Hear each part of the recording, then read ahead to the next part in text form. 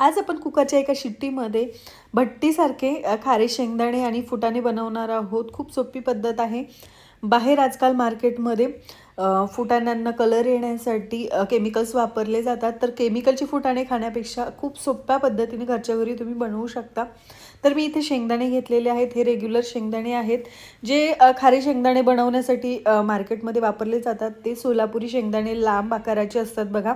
पण तुम्ही या पद्धतीचे घरगुती शेंगदाणे घेतले तरी काही हरकत नाही. फक्त मोठ्या मोठ्या आकाराचे निवडून आपल्याला शेंगदाणे घ्यायचे. खूप बारीक असतील तर ते जळतात. त्याच्यासाठी आपल्याला थोडेसे मोठ्या आकारामधले निवडून शेंगदाणे घ्यायचे. तर त्याच्यानंतर शेंगदाणे आपल्याला कुकरमध्ये टाकायचे. एक अर्धा ते 1 ग्लास पाणी टाकायचे. म्हणजे आपली शेंगदाणे बुडतील इतपतच याच्यामध्ये पाणी घालायचं आहे. त्याच्यानंतर आपल्याला 2 ते 3 चमचे याच्यामध्ये मीठ घालायचं आहे. मिठाचं प्रमाण थोडंसं जास्त ठेवायचं आहे, कारण शेंगदाणे उकडल्यानंतर त्याच्या आतपर्यंत मीठ चालल्या जातं. मीठ तुम्ही खूप कमी टाकलं तर शेंगदाण्याच्या आतमध्ये एवढं मीठ जात नाही. त्याच्यानंतर गॅसवर आपल्याला कुकर ठेवून त्याची एक शिट्टी घ्यायची आहे. छोटा कुकर असेल तर त्याच्या खूप पटापट शिट्ट्या होतात, तर तुम्ही 2 शिट्ट्या घेऊ शकता. पण त्याच्यापेक्षा जास्त शिट्ट्या आपल्याला याच्या घ्यायच्या नाही आहेत, कारण शेंगदाणे खूप जास्त शिजतात. तर खूप जास्त शिजवायचे नाही आहे. फक्त शेंगदाण्यांच्या आतमध्ये आपल्याला मीठ गेलं पाहिजे इतपतच शेंगदाणे शिजून घ्यायचे. त्याच्यानंतर कुकर थंड झालं की एका चाळणीमध्ये आपल्याला हे शेंगदाणे काढून घ्यायचे. म्हणजे याच्यातलं जे एक्स्ट्राचं पाणी आहे ते निघून जाईल. पूर्ण पाणी निथळून घ्यायचे आपल्याला. तर चाळणीमध्ये या पद्धतीने पसरवून घ्यायचे, म्हणजे एक्स्ट्राचं जे पाणी आहे त्याच्यातलं सगळं निघून जाईल. त्याच्यानंतर मी इथे एक सुती कापड घेतलेलं आहे. एखादं किचन टॉवेल घेऊ शकता, नॅपकिन घेऊ शकता. जे शेंगदाणे आहेत ते या पद्धतीने आपल्याला पसरवून घ्यायचे, म्हणजे एक्स्ट्राचं जे पाणी आहे याच्यामधलं ते निघून जाईल. एक 5 ते 10 मिनिटांसाठी आपल्याला याच पद्धतीने पसरवून ठेवायचे आहेत. खूप जास्त वेळ पसरवण्याची गरज नाही आहे. आपली बाकीची तयारी होईपर्यंत आपले शेंगदाणे आपल्याला या पद्धतीने पसरवून ठेवायचे आहेत आणि कापडाने हलकेसे पुसून घ्यायचे. त्याच्यानंतर आपल्याला गॅसवर कढई ठेवायची. शक्य असेल तर ॲल्युमिनियम किंवा मग लोखंडी कढई इथे वापरायची आहे. या कढया खूप लवकर गरम होतात आणि भरपूर वेळ तशाच गरम राहतात. तर मी इथे मीठ घेतलेलं आहे बघा. हे मी बऱ्याचदा मीठ वापरलेलं आहे. मी घरीच फुटाणे आणि शेंगदाणे बनवत राहते, तर तेच मीठ आहे. तुम्हाला रंग असा वाटेल, वापरल्यामुळे त्याचा रंग असा झालेला आहे. तर तुम्ही हे मीठ वापरलं की थंड करून घ्यायचं आणि परत बरणीमध्ये ठेवून द्यायचं. हे मीठ तुम्ही परत परत वापरू शकता. तुम्ही जर नवीनच मीठ घेत असाल तर एवढं जास्त मीठ घेण्याची गरज नाही आहे. मी बेकिंगसाठी ठेवलेले म्हणून ते जास्त प्रमाणात आहे. थोडंसं मीठ घेतलं तरीही काही हरकत नाही आहे. जे आपले शेंगदाणे होते ते सुद्धा आता चांगले कोरडे झालेले आहे आणि आपलं मीठ आहे ते सुद्धा चांगलं गरम झालेलं आहे. आपल्याला हाय फ्लेमवर सुरुवातीला चांगलं कडकडीत मीठ गरम करून घ्यायचं आहे बघा.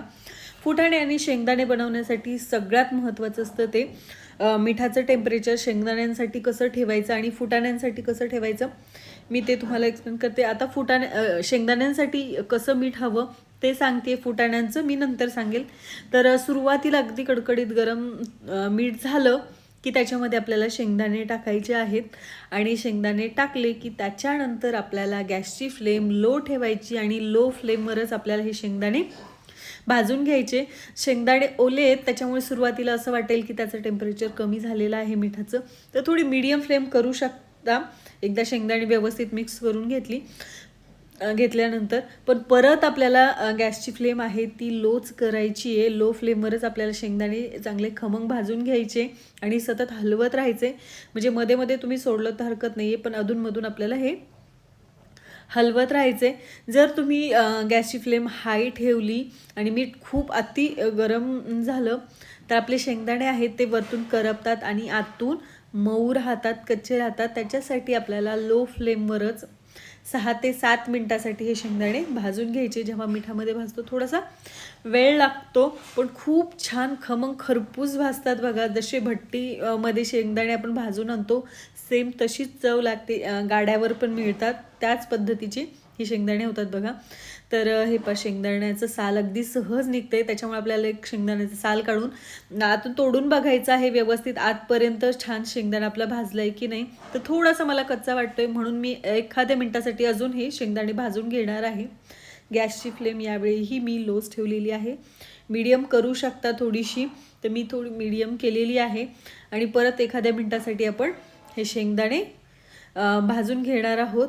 साधारण 1 ते 1.5 मिनिटानंतर मी परत शेंगदाणे चेक केलेले आहेत। छान खमंग भाजलेले, साल पण इझिली निघते आणि आतून पण छान खमंग भाजलेले आहेत। हे शेंगदाणे आपल्याला आता काढून घ्यायचे आहेत। एखादा याच पद्धतीचं चाळणी वापरायची आहे, म्हणजे ते शेंगदाणे जे मीठ आहे ते आपल्या कढईमध्येच राहतं आणि राहिलेले जे शेंगदाणे आहेत ते मी मायक्रोवेव्ह बाउलमध्ये टाकलेले आहेत। मायक्रोवेव्हमध्ये हे शेंगदाणे मी भाजून घेतलेले आहेत। 2-2 मिनिटाच्या इंटरवलनी आपल्याला चेक करायचं आहे। खूप छान भाजतात बघा मायक्रोवेव्हमध्ये। मायक्रोवेव्हमध्ये जेव्हा आपण शेंगदाणे भाजतो वरतून त्याचा रंग चेंज झाल्यासारखा वाटत नाही जास्त, पण आतून ते खूप छान भाजल्या जातात। त्याच्यामुळे 2-2 मिनिटानंतर आपल्याला ते चेक करायचे आहेत। याच्यानंतर आपण फुटाणे बनवणार आहोत। तर फुटाणे बनवण्यासाठी मी इथे गावरान हरभरे घेतलेले आहेत। हे आमच्या शेतातलेच हरभरे आहेत। तर तुम्ही गावरान कोणत्याही पद्धतीची इथे हरभरे घेऊ शकता। फक्त एवढंच की खूप बारीक जे हरभरे असतात ते घ्यायचे नाहीत, ते जळतात। त्याच्यासाठी थोडेसे मोठ्या मोठ्या आकाराचे हरभरे आपल्याला इथे घ्यायचेत। तर हे हरभरे आपल्याला एकदा 1 ते 2 पाण्यातून स्वच्छ धुवून घ्यायचेत। काय होतं, हरभरे लवकर खराब होतात म्हणून याला पावडर वगैरे लावून ठेवलेली असते। त्याच्यासाठी आपल्याला 1 ते 2 पाण्यातून धुवून घ्यायचेत। भिजत वगैरे ठेवण्याची गरज नाही आहे, फक्त धुवून घ्यायचेत आणि याच्यातलं पाणी काढून टाकायचं आहे। खूप निथळत वगैरे ठेवलेले नाही आहे, कारण हे भिजलेलं नाही त्याच्यामुळे निथळत वगैरे ठेवण्याची गरज नाही आहे, फक्त धुवून घेतलेले आहेत।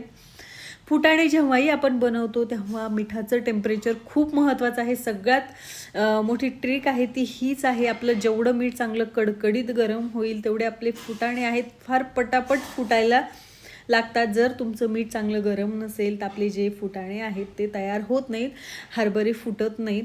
त्याच्यासाठी सुरुवातीच्या बॅचला काय करायचं, थोडेसेच हरभरे आपल्याला कढईमध्ये टाकायचे आहेत। मी कढईच्या वरपर्यंत हात जरी ठेवला तरी तिथपर्यंत मला मिठाचा आणि कढईची वाफ लागत होती, म्हणजे इतपत गरम आहे हे मीठ। ते तुम्ही पाहू शकता हरभरे आपले फुटायला सुरुवात झालेली आहे। चांगलं कडकडीत गरम मीठ असेल आणि गॅसची फ्लेम आपल्याला हायच ठेवायची, हाय फ्लेमवर हे करून घ्यायचे, कारण या पहिल्या बॅचला थोडासा जास्त वेळ लागतो। त्याच्यामुळे त्याच्यातले काही जे फुटलेले हरभरे ते काढून घेतलेले आहेत आणि न फुटलेले परत टाकून आपल्याला ते भाजून घ्यायचेत बघा। तर खूप जास्त वेळ आपल्याला मिठात पण ठेवायचे नाहीत, कारण ते जळू शकतात। मिठाचं टेम्परेचर खूप जास्त आहे। ते इतपत जरी हात मी वर ठेवला तरी मला मिठाच्या वाफा लागतात, ते गरम लागते।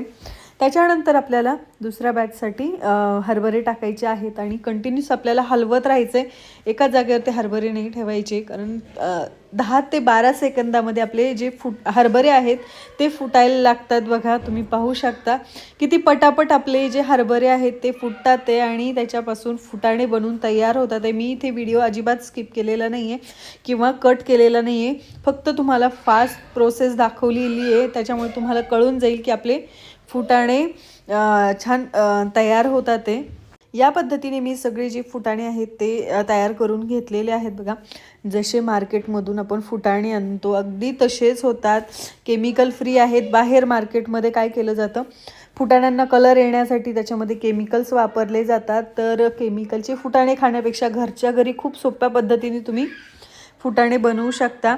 तर हे पहा फुटाणे आणि मायक्रोवेव्हमध्ये बनवलेले शेंगदाणे आणि आपण मिठामध्ये बनवलेले हे खारी शेंगदाणे खूप छान झालेले आहेत, खूप चविष्ट लागतात। भट्टीवरून आणलेले जे शेंगदाणे असतात, फुटाणे असतात, त्याच्यापेक्षाही चविष्ट आपण घरी बनवलेले फुटाणे आणि शेंगदाणे तयार होतात। खूप छान कुरकुरीत असे हे शेंगदाणे आपले तयार झालेले आहेत।